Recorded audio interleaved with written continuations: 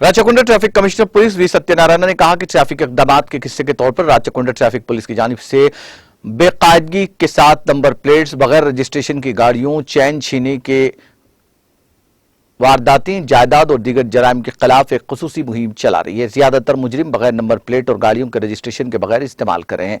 Media से बात करते हुए कमिश्नर पुलिस ने बताया कि जनवरी 2023 से ताहाल 48,998 गाड़ियों को मोटर व्हीकल एक्ट के तहत जुर्माना किया जा चुका है। पहला चालान मौसूल होने के बावजूद गाड़ियों का रजिस्ट्रेशन के बगैर गाड़ियां चलाई जा रही हैं, जिन्हें ट्रैफिक की खुसूसी नाफिज करदा टीमों के जरिए पकड़ा जा रहा है और मोटर व्हीकल एक्ट की दफा 192 के तहत चालान किया जा रहा है।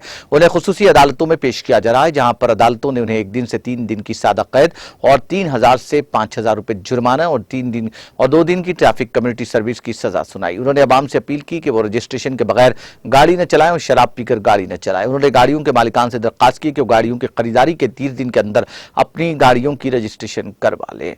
नंबर प्लेट्स एमवी एक्ट के खवानीन के मुताबिक होनी चाहिए। नंबर प्लेट पर अलामतियों और इख्तबासात न लगाएं और नंबर प्लेटों को मास्क के जरिए न ढांका करें।